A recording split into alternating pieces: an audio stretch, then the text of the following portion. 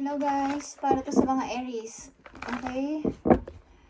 Kumusta na kayo sa mga Aries na nandito sa reading o mapapadaan dito sa channel?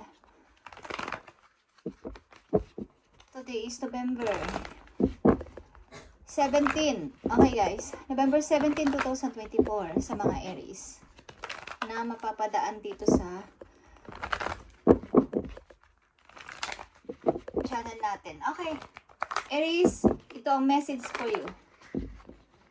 Unahin natin ang inyong message galing sa inyong mga angels. Okay? Sa inyong mga guardian angels. Aries, Six of Abundance is here. Okay. Kung makakatanggap kayo ng mga blessing, matuto kayong magbigay. Okay? Ibalik ang inyong mga natanggap. Ibig ko sabihin, ang ilan sa inyo ay magdo-donate maybe kung saan o sa mga charitable, okay? Aries, para to sa inyo.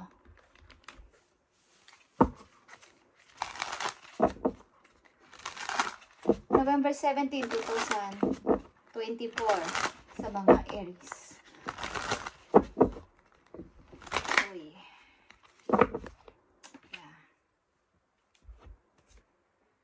Nakikita nyo ang Six of Pentacles and King of Swords.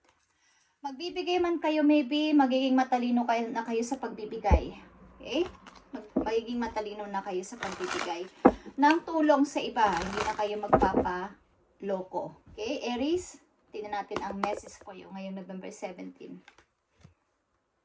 Kukuha tayo ng tatlong message dito para sa inyo. Okay, dahil natuto ka na. Natuto ka na sa mga ginawa nila sa'yo. Alam mo na ang gagawin mo at kontrolado mo na ang situation, okay? Bilang isang emperor or your energy to guys, Aries. Tingnan natin ang unang message. Okay, Six of Swords. Tuloy-tuloy na kayo sa pagmumoving. Papunta doon sa light. Nakakita kayo ng pag-asa doon. Maaring sa malayong lugar o sasama kayo sa isang person na inyong pipiliin.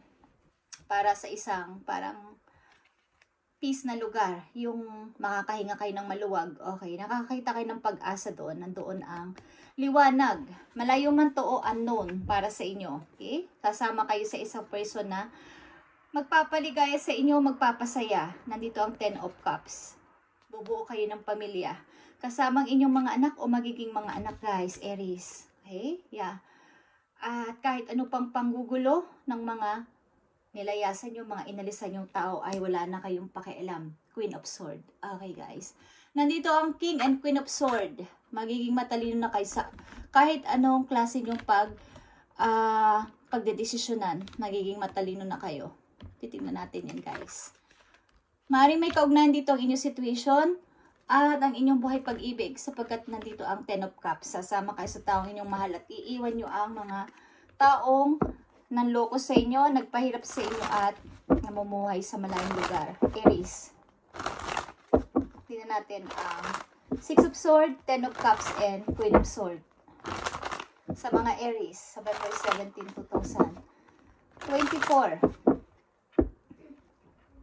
Sasama kayo sa taong nagpapahalaga sa inyo at maaaring handa din tumulong kahit kanino. Alam niyo ang tao na to ay mapagbigay din. Mapagbigay din ito kahit kanino. Maiintindihan kayo kung kayo ay nagsusupport sa mga taong nangangailangan, humihingi ng tulong, is itong tao na to ay makakaintindi sa inyo. Gusto to. Okay, Aries, Six of Swords, 10 of Cups, and Queen of Swords. November 17, 2024. Okay. Single mom kayo, maybe. Okay, Six of Swords, yeah. Aalis kayo, tatapusin nyo na to. The death is here. Wawakasan nyo na to, inyong paghihirap na to. Sa mga taong mapagpanggap, okay guys? Sasama kayo at magpapasimula. Ito din ay restart, okay? Iiwan nyo na yung inyong old version, Aries. 10 of Cups is here, Knight of Pentacles. Sa offer ng isang tao, sa plano ng isang tao, maaaring tatanggapin ninyo guys. Queen of Swords, okay, ito ay kumbaga ito ay isang opportunity na matagal nyo nang hinintay ng napakahabang panahon at, yeah, Gagawin nyo na to ng may kumbaga, logic, practical na kaisipan, guys. Yeah. Aries, may kaugnayan man to sa pag-ibig o wala is about ito sa inyong pag-ibig at sa inyong situation sa buhay na maaring matagal nyo nang hinintay na opportunity. At nagtyaga kayo at nagtiis dito sa situation na to ng napakahabang panahon. Tatapusin nyo na to, magdedesisyon na kayo. Something na ikaw lang nakakaalam nito, guys. Okay? Na ito ang nararapat. Alam mo na to matagal na, pero hindi mo to kailanman nasimulan ka agad-agad. But malinaw na ang kaisipan mo sa ngayon, sa inyong mga plano. Or mangyayari pa lang to sa inyo. Or ang ilan sa inyo dito na reading ay nagaganap na to, guys. Okay? November 17 ang reading na to. 2024. Sana ay gawin nyo na to.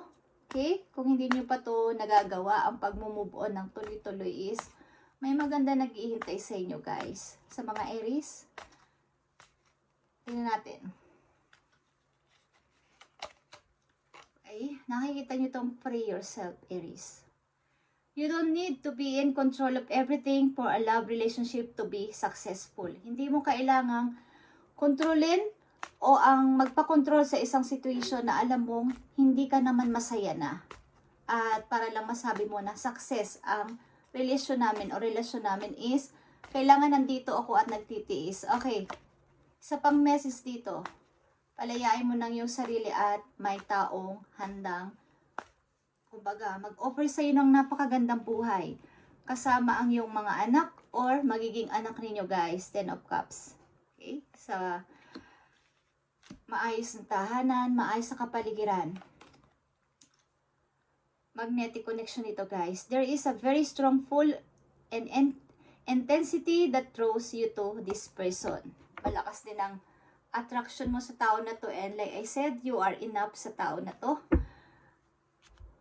Wala ka nang hihilingin pa. At wala rin hihilingin pa ang tao na to sa'yo. Kumbaga is, wala siyang masabi sa'yo. Sapagkat isa kang butihing ina. Okay? Kung babae ka, Aries. Kung di pa ito nangyayari sa inyo at ito yung situation is gawin nyo na ito kung may opportunity o may chance. Okay, yeah. May maganda naghihintay sa iyong kapalaran, guys. Aries. Tingnan natin ito. 6 of Swords, 10 of Cups, and Queen of Swords. Para sa mga Aries, bigay mo ang tamang payo, tamang message para sa kanila ngayong November 17, 2024. Sa mga Aries na bibigyan mo ng message today. Bigay mo ang tamang mensahe sa kanila. Send a message. Thank you. Okay.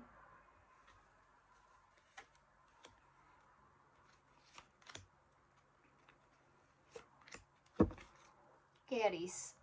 Nakita niyo tong 7 of Pentacles, guys. Ang laki ng magiging pagbabago ng inyong buhay, lalo na sa pananalapi. Kapag pinalaya niyo na ang sarili niyo. Okay? Nakikita niyo to, the Empress. Hindi mo inaasahan to o hindi mo maaasahan na ganito ang mangyayari sa'yo bilang isang tao o isang babae. Okay? Uunlad ka kahit saang bagay sa area ng iyong buhay, ng iyong pagkatao, mag-grow ka. Okay. 9 of Cups. Magiging fulfilled ka dito. Lahat ng gusto mo. Okay? Wala ka nang hihilingin pa. Lalo na sa sa pagkain, sa pangangailangan, sa bahay, sa pera na rin. Okay? Ang tao na to ay may plano sa iyong mag-alok ng kung anong bagay na may kinalaman sa paglago mo sa buhay. At magiging asawa mo to, okay? Yeah. Queen of Swords again. Nakikita nyo to. Dalawa dito ang Queen of Swords at isang King of Swords. Papalayain mo ng sarili mo at ito ay isang desisyon na matigas mong pagdedesisyonan. Kumbaga, walang makakabali ng word na to kundi kumbaga, ikaw lang. Matagal mo na tong pinagtiisan at hinintay. So, wag mo na tong palagpasin, Aries. Okay? So, tingnan natin ang message sa iyo dito ng inyong mga guardian angel. Nakita nyo ang Ten of Abundance or Ten of Pentacles, guys. Ito ay kasaganaan sa buhay. Ito ay long term, papunta sa iyong pagtanda. Kung ikaw ay nasa kabataan pa ngayon, nasa middle age ka na or what is, hanggang sa magkaapo ka ay magiging maayos ang buhay mo at magiging masaya ka. Maghihintay ka na lang sa pagdating ng mga anak mo at dadalawin ka kasama ang kanilang mga anak. Okay? Heaven has provided so many blessings. Aries, your family members are bonded and working together. The children are provided for and a comfortable retirement will one day come along. Okay?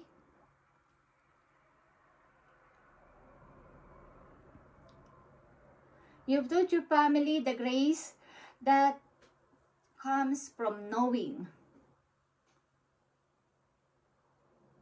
And you should be very proud. Okay. Magiging proud ka dito lalo na sa yung nangyari sa iyong buhay. Kung ito ay gagawin mo na sa ngayon, is hanggang sa pagtanda mo, ito ay iyong future. Okay? Mangyayari ito sa iyong future. Hanggang sa pagtanda mo at magkaroon ka ng mga apo kung nasa age na kayo ngayon ng middle age. Okay. Na wala pa kayong apo, guys. Hanggang sa pagtanda mo is magiging proud ka sa iyong naging desisyon. Hindi mo to pagsisisihan sapagkat ito ay iyong talagang pinagdesisyonan ng sarili mo at walang ibang nagdikta sa iyo. Okay? Kundi sarili mo. Binalik mo ang iyong energy at nag-decide ka ng walang pagmamando ng iba, walang pagkukontrol ng isang tao o ng mga tao sa paligid mo, Aries. Okay. Isa pang message for you. Lahat ito ay napakaganda at ito ay meron ka ditong dalawang 10. Ten of Abundance, Ten of Pentacles and okay, Ten of Abundance. Ten of Abundance is to ay Ten of Pentacles. Okay, and Ten of Cups. Nandito din ang Nine of Cups at nandito din ang The Empress. Okay. Kapag kakalimutan mo na yung dating ikaw, yung iyong old version at magre-restart ka ng bago. At lalayo ka sa iyo. Lalayo ka sa iyong mga tahanan, sa iyong sinilanganang lugar. Okay, sasama ka sa person na to sa malayong lugar. Message for Aries, November 17, 2024.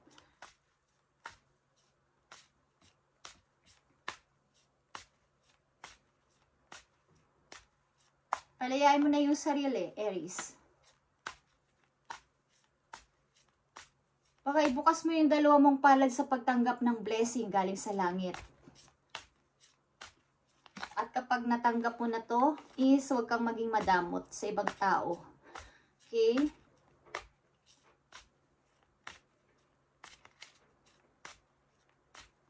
Maring you and your person is mahilig tumulong. Mahilig tumulong ang tao na to na makikilala nyo o nandyan na sa inyong buhay. Message for Aries.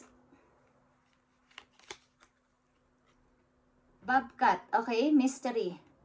The Bobcat teaches you that there is true power in strength, in silence, and patience, Aries. In order to get what you want, you must be willing to plan, adapt, and above all, have the patience to see your dream manifest. And may dalawa ka ditong 10. Ito ay 1 is manifest ito, manifestation, okay?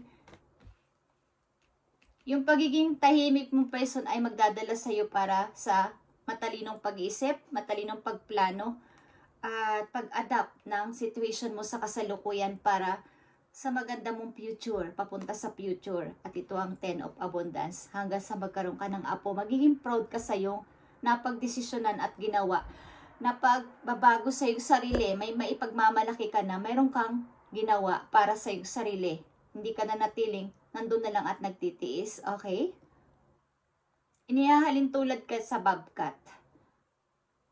Parang mystery na walang alam ang ibang tao sa iyong plano. Wala silang alam sa iyong gagawin at gagawin mo na lang to sa sarili mong pamamaraan. Bagamat may mga nagmamatsyag sa iyo dito at maaaring hinihikayat ka. Okay? kailangan mo itong i-manifest itong masayang family at itong iyong pag-unlad. Okay? Itong family na to na iyong minamanifest ay more faith and more patience, and i-manifest mo to. Itong dalawang to, yung dream mo ng masayang family at dream mong magkaroon ng freedom sa iyong money. Okay? Aries, ito ang inyong message today, November 17, 2024, at kayo ay sana ay makapagdesisyon na ng maayos. At tigilan na ang pagsisisi, tigilan na ang panghihinayang, at lumingon sa maaring mga tao pang nagmamahal at nandyan sa inyong tumatayo para sumuporta sa inyong paglago para sa future, Aries. Okay? Thank you and God bless, Aries.